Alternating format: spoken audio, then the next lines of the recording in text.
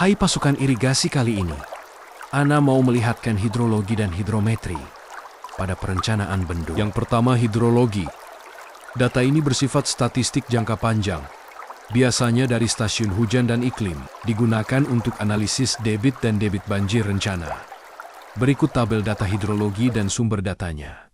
1. Curah hujan bulanan.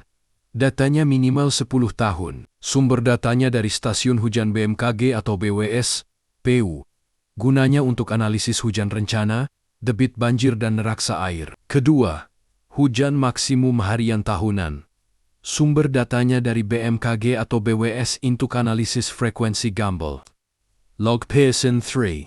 Ketiga, peta isohet dan distribusi hujan sumbernya. Dari analisis GIS, dengan menggunakan aplikasi pemetaan untuk penentuan hujan rata-rata daerah aliran sungai. Keempat, data klimatologi terdiri dari temperatur, kelembaban, angin, radiasi matahari, sumber datanya BMKG untuk perhitungan evapotranspirasi atau etanol. Kelima, data evapotranspirasi atau penggunaan air, tanaman sumbernya. BMKG atau Evo Penman Monteith untuk menghitung kebutuhan air irigasi. 6. Titik data tata guna lahan, daerah aliran sungai sumbernya dari citra satelit, atau LAPAN, digunakan untuk parameter hidrograf satuan. Koefisien limpasan. 7. Titik data kejadian historis banjir sumbernya. Dari wawancara atau laporan digunakan untuk validasi hasil perhitungan banjir. Yang kedua, hidrometri. Data ini peroleh dari pengukuran langsung di lapangan sungai lokasi bendung, untuk menggambarkan kondisi hidraulik dan morfologi wan. Tinggi muka air sungai tema dengan metode AWLR yang sumbernya dari manual staff gauge. Untuk pembuatan kurva debit rating curve. 2.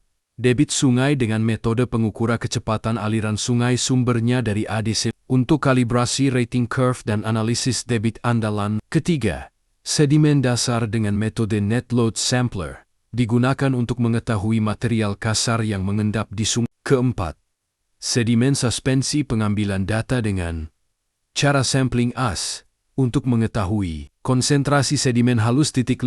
Penampang melintang sungai.